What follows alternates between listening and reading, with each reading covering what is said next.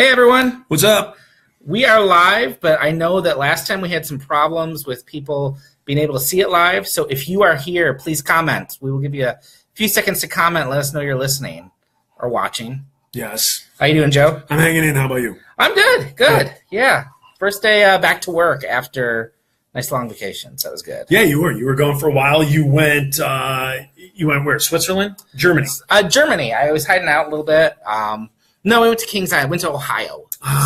Just like, close. yeah, it's like the lamest place you can go on vacation. Not really. I mean, Ohio sucks. And if you live in Ohio, I'm not going to apologize for that comment. No. You need to move somewhere else.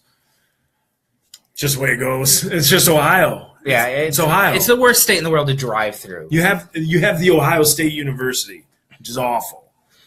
And they will like pull you over every 5 seconds. Yeah, they do. I was driving. Oh my gosh, I was driving, and you're a cop, so I don't want to tell you how fast I was going, but it was pretty fast. And I'm really happy about the time we're making. And I zoom. I see this cop about 20, 30 feet ahead, and I just I don't slam on the brakes because I figure he can notice if I'm doing that. But I tap him. I slow down just to about 75. I pass. He pulls out in back of me, and I'm like, oh, crap. Pulled over the lady next to me. Oh, nice. I know. You got away with it. I coasted. You got away. You're on the lam now. Yes. And, well, you never know, too, because in Ohio they have the the computer cameras that they'll catch you, and they'll mail you a ticket. Yeah. And so I haven't checked the mail yet today. Just don't. You can say that you just never got it. So if anyone there, please comment and say hi. Or if you're an Ohio cop or anybody in law enforcement or the legal system, give us your number. So if we do get ticketed in I will be happy to pass along. Make it disappear. I'll be happy to pass along someone I don't like's license plate number to you, and you can give them the ticket. Yeah, switch it up. So this is our next live show. Yeah, and number 2. And I think we had a question. I am pulling it up right now here. Yeah. So we asked for you guys, if you're watching, if you have any questions for us to discuss or talk about. And we did get one this week. I think it's pretty good. It comes to us from Molly Copeland, who looks like a very beautiful woman. She says, since you don't have any questions yet, I'm going to ask the one that combines faith and something I'm really interested in, but afraid to try myself, and that's surfing. Many surfers say surfing is their religion, some stating that it enhances their religious beliefs or has even led them to believe since they feel at one with nature when surfing, and nature equals God. How do either of you or either of you feel about individuals using their connections with their love of nature to enhance their beliefs? Have either one of you had similar experiences, not necessarily with the ocean, but nature in general? That is a great question. That is really good. I am not really an outdoor person, so I will let you take that first, and then I have thoughts too. Good. For me, I think having nature wake you up to God out there and all that, it goes hand in hand because obviously in the book of Genesis says that God created the heavens and the earth. He painted every flower. He did all that stuff. He created all that stuff, and all that beauty is his. And so when you see that, you're in awe of it, and I think sometimes it takes your breath away, like a painting, like a mural, like something like that somebody builds, that they create, that is just so amazing. It absolutely again takes your breath away. There's a few times in my life where that's happened in nature, and the one was when I was in 4th grade. Again, I was in 4th grade, so I was really too young to I don't know. I was too young to comprehend major stuff, I guess, but my grandmother took me to the Grand Canyon. Okay.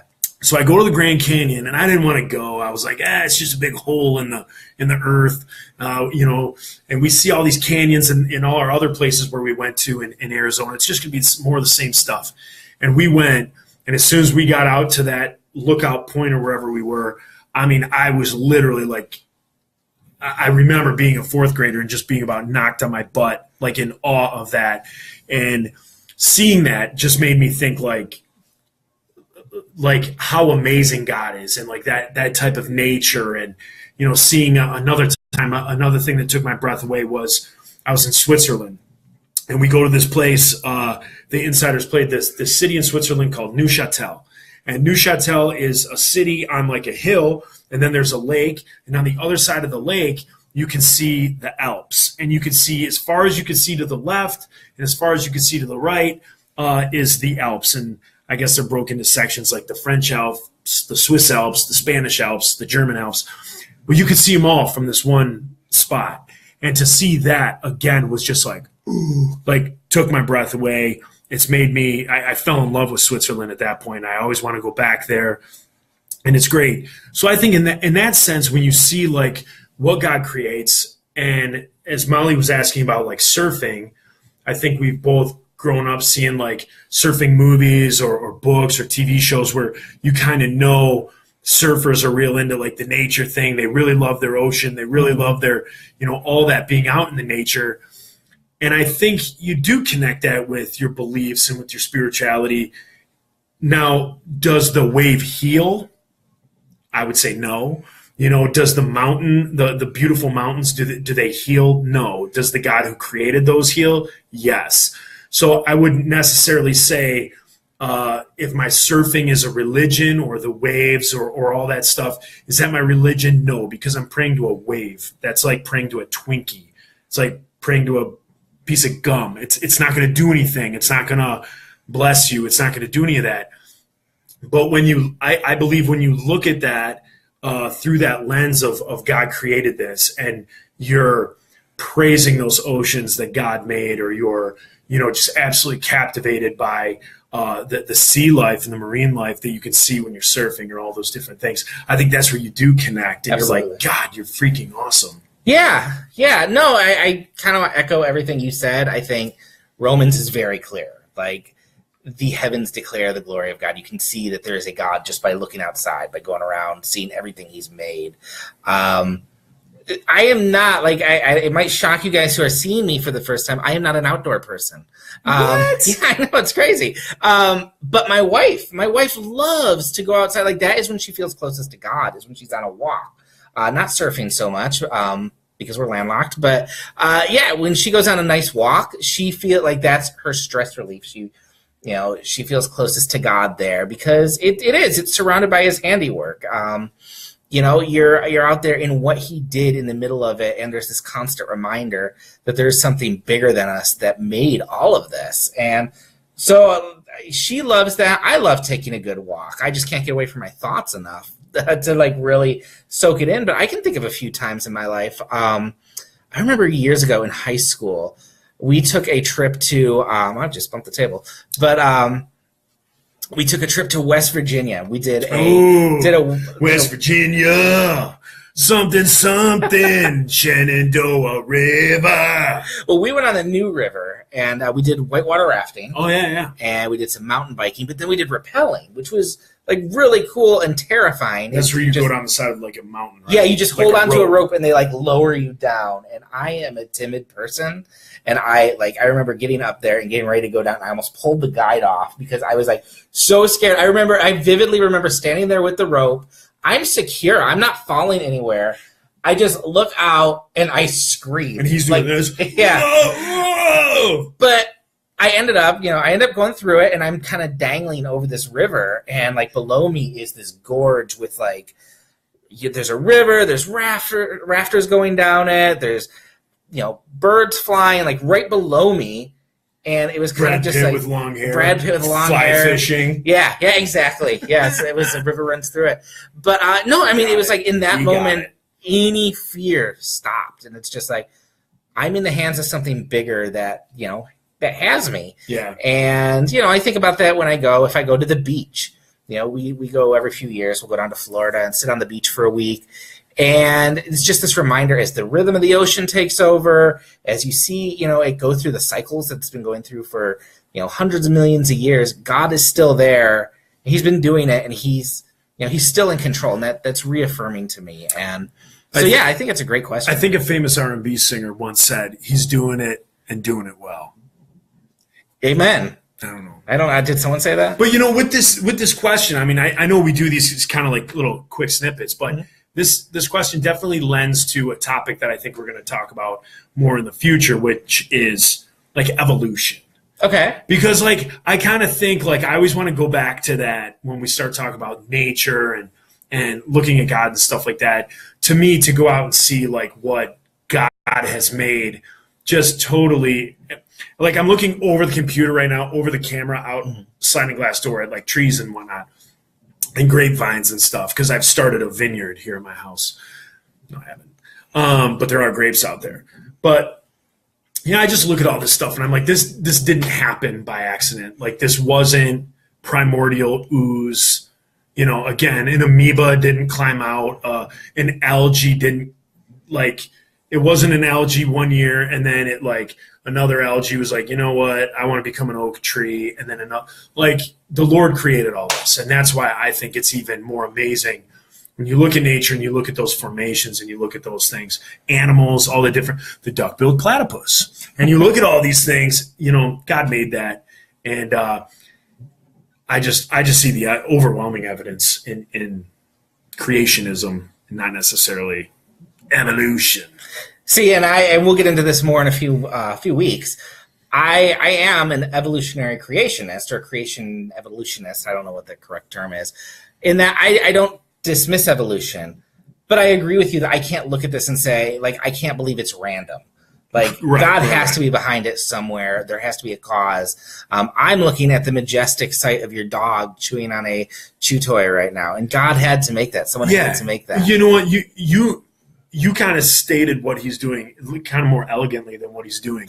He's just a dirty old English bulldog, and he's sucking on a plush toy, and he's like putting himself to sleep sucking on it. I'm surprised you can't hear it.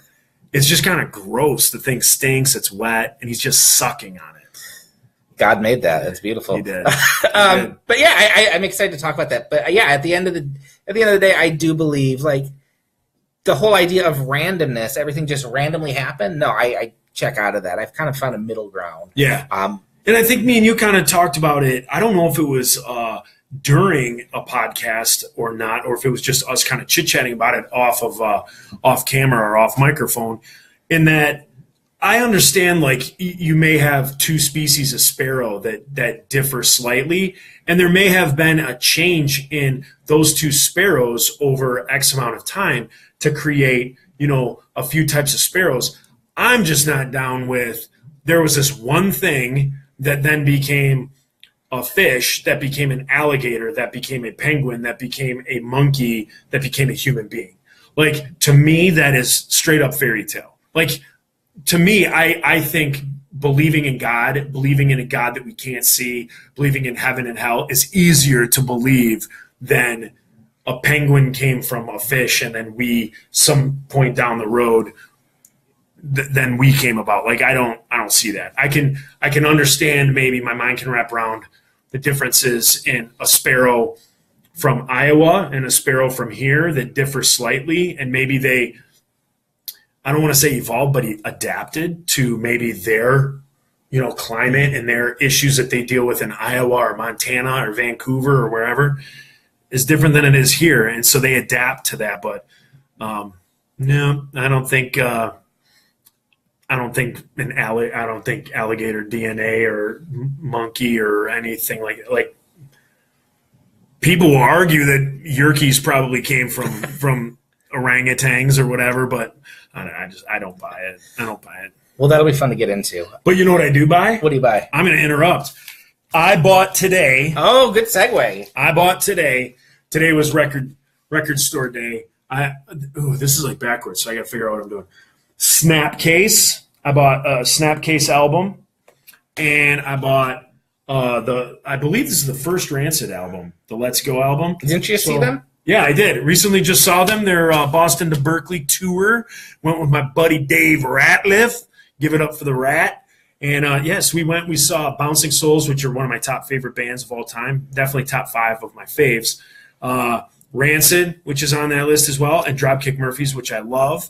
But Rancid put on a phenomenal show, as did Bouncing Souls. So saw them again on their Boston to Berkeley tour. It was great. And so today I had a little time to kill and a little money burning a hole in my pocket. So I picked those up. Oh, nice. Do you go to do record store day like every week or? Yeah, I try to do it every payday. Okay, every wow, Friday. Nice. So it'd be every other Friday. Okay. I try and get out there and pick those things up. But you You did some I did. picking up on your own as well. Benefited from Target. I had some birthday money in my pocket, and I went out there last night, had a gift card, and I had to get some headphones for some of the interviews we're going to do. I need to have a nice pair of Skype headphones. But I also decided to go over to the Blu-ray rack and see what they had for $5, $10. And I made out like a bandit. I got to tell you. I am really Facebook confused post. by seeing myself here. Like, it's really distracting. Like, I feel like You're a good-looking guy. I am, but I feel like Ricky Bobby. Like, I don't know what to do with my hands. Shake and bake. Shake and bake. But yeah, I made out like a bandit with like all these great movies. I got all 4 Lethal Weapon movies for $10, which I kind of have probably to $8 more than should, but we'll go with it. You know what? People would say, "Oh, there's only like 2 good Lethal Weapon movies." I like all of them, and I will acknowledge there are 4 Lethal Weapon movies, but I won't acknowledge all 5 Die Hard movies because they made a 5th Die Hard movie that was awful, like one of the worst movies I've ever seen. But so I got that all on one disc. Big Lebowski, which love it. My disc for that got scratched up a while ago, and you have to have the Big Lebowski in your collection. If you're a dude, you got to have Big Lebowski in your collection. If you're a dude, you have to have the dude. You got to have the dude. I got Eternal Sunshine of the Spotless Mind. Never seen it. Oh, I love that. Jim Carrey, Kate Winslet, good sci-fi movie. Really like it. One of my top 20. I love that movie. They had a good deal on The Breakfast Club. Great movie. Which I have not seen in probably 20 years, and I didn't like that much. But my wife loves it. Oh, I love it. She's crazy about it. So I've been kind of thinking, well, I was probably too harsh on that. Like, I remember watching it with some friends and just, I don't know if I expected it to be like this big comedy or something. And it just wasn't what I expected, so I kind of didn't like it. But I keep thinking back, like, I think I was wrong on that. Like, I need to go back and rewatch that one. Yeah, I mean, it's not American Pie. It's not super bad. It's The Breakfast Club. And it's, it's not these kids doing these outrageous things. Like, you take Superbad. And there's like the scene in Superbad where they got the cops, and the cops are like trying to shoot the lights out of the street lights, and like all this stuff that would never happen in real life. It's kids. Like, this isn't going to happen. But Breakfast Club, I messed that up. I sound like an idiot. Sound like my son. The Breakfast Club, like, it was just you could put yourself in any one of those characters. I felt, like you could relate to any of those. Whereas in, again, Superbad, American Pie, you can't relate to any of those characters because they're all so over the top of like what those kids are that you're like, that doesn't happen. I've always felt like Breakfast Club was one of those movies, like, and this might be heresy, so tell me if I'm wrong, but I feel like let me lift the hand just in case. I feel like every 10 years you could remake The Breakfast Club. Like, it wouldn't be the same, but you probably could with the next generation. Like, right now, it could be like when it was the High School Musical kids. Like, it could have been like them, and like, I get that. Yeah, because the styles and everything changed, but there's still cliques and everything. I think that'd be interesting. It's something I'd like to see done. But then, in keeping with the theme of high school movies, I picked up my favorite high school movie, Dazed and Confused. I've seen that once. Oh, yeah, I love it. I don't really remember it all that well. It's a good movie. It really is one of the few ones to kind of recapture that feeling of like late nights hanging out in high school and just not doing anything particular. So I'm excited to rewatch that. I watched it about a year ago because the director did kind of a spiritual sequel he called Everybody Wants Some, which was this baseball movie about a bunch of college baseball kids hanging out before class starts. And it's just them hanging out, and there's no baseball in it or anything. But it's just kind of a hangout movie. And so I wanted to watch this, and it really still works. And Matthew McConaughey is awesome in it. So... All right. Hey, I think we have another question. Do we? Yeah, we do. Phil Thayer. Phil Thayer is asking what happened to Joe. So, what happened to Joe? I guess I have to answer that one. I think you do. So that would be a song from one of our albums, What Happened to Joe. And Joe has gained quite a bit of weight. And I am a police officer in Michigan. And... yeah, that's about it. I'm a father. I was married. Now I'm divorced. And, I'm loving life, doing this podcast, just having fun. And hopefully the Insiders will be playing this fall. I've started talking to the fellas again, and we're trying to knock out some time to start practicing and get out there and play some shows. I don't know about touring, but definitely playing some shows locally and stuff like that. So That's what happened to Joe. Phil. You could also know if you had listened to our interview. Phil, go back and listen to the there. interview. Then you'll figure out what happened to me. It's a little bit more detailed, probably longer than you want. See, that's what Phil did. He pulled up the interview. He saw that it was like 90 minutes. And he was like, I'll just ask this question and get the 30 seconds. So I know he's still alive, but now Yeah. I'll just get the answer from him. Yeah, exactly. So, well, I think we are out of time. Okay. But I did want to end this with an announcement, and we'll get into this more on some bonus episodes we're going to do. We've started a Patreon, so you can give us money. Like, Just throw it at us. I think that's what you want. No, I mean we'll explain it more on the bonus episode, but the show itself will always be free. I don't want to charge people to hear us talk. Right. But if you want to support us, we're going to do some bonus content. We're going to do some fun extra things just for patrons. So I will put that link in the notes when we're done here, and we will get a bonus episode up, but you can go to patreon.com. And if you're asking yourself, what do these guys need money for? I'll tell you what it is. What we would like is like just kind of like better equipment, better stuff to help you guys out, better stuff to be able to contact people, to get interviews, recording equipment to be able to talk to people. So if you guys do donate a dime, a dollar, whatever you guys want to do, that's where that's going. Absolutely. So it's not like we're going, so like, hey, daddy wants a mink coat. Record Store Day is coming up again. Record Store Day. I'm not, I won't use your money to go buy records. I mean, unless you, say that you want me to. But I'll tell you what, if we can raise $25 in, say what? What's good for you? If we can raise, as soon as we hit $25 live on TV, I will show my abdomen scar. I thought this was going somewhere else. No, I will show my abdomen scar because in May, I was rushed to the hospital. They opened me up from like here to here, and my intestines were all twisted around each other. And as soon as they opened me up, they unraveled right back to the way they should have been. Yeah, it was gross and disgusting. So I was off work for 2 months. But I have a huge wicked scar. So as soon as we hit the $25 mark, I will show that scar. And if you need any proof that we need some equipment, this is what we record on. It's a phone. That's it. So yeah, I mean, we can get some better equipment, record better, go out, maybe do some interviews with some really exciting people. So yeah, if you feel compelled, we appreciate it. If not, keep listening to the show. We're still happy to have you. So we'll hope to do another one of these, hopefully next month. Maybe do this monthly thing. Cool. So, all right. Well, thanks for listening. See you, peeps.